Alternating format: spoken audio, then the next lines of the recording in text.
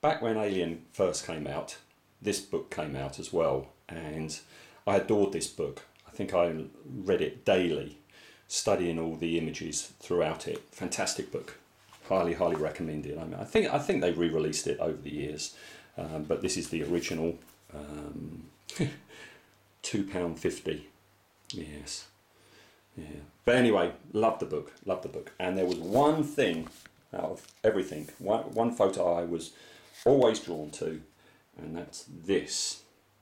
Okay, there. Okay, and it says here, a hand pistol. I'll put it in the right place. A hand pistol adapted from a real sidearm, a Roger Christian special, and I loved it. I thought, oh, that's really nifty.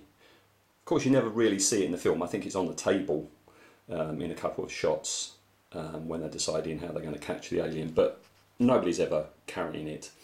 I think that they're holstered as well on the spacesuits when they go out to the derelict, but you never see a clear shot. This is the only photo I had to go on, and as I say, I thought it was wonderful.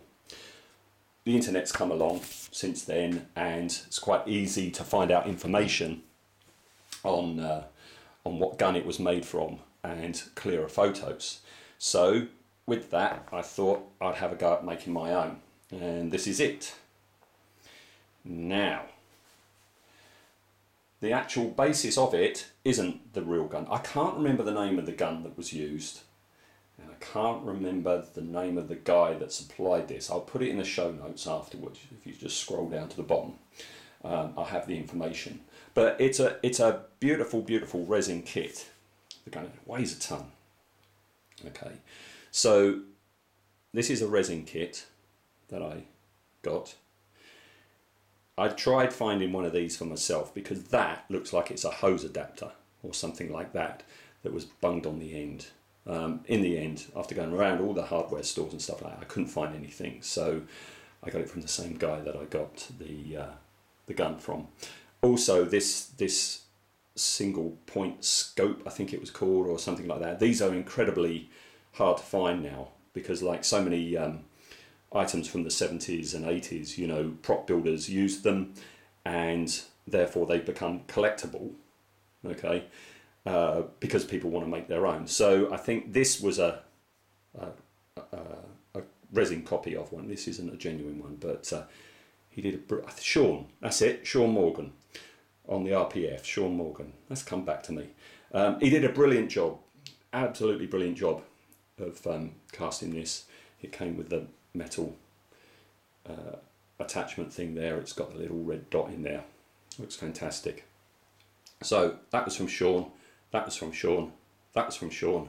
That was not from Sean.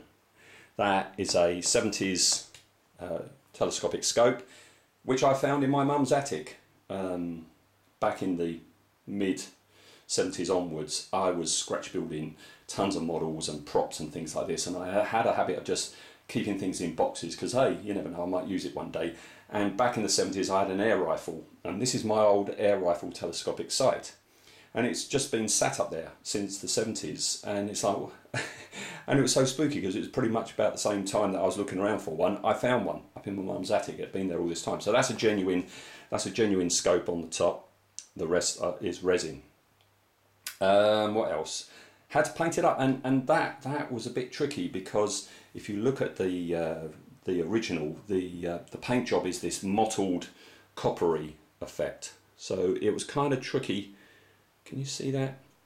I don't know if you can see it, but yeah, to get this mottled coppery effect, which I got there in the end, but it took a lot of faffing to get there. But yeah, so all these years later, God, it's going to be 40 years next year, I've finally got the gun I loved so much back then.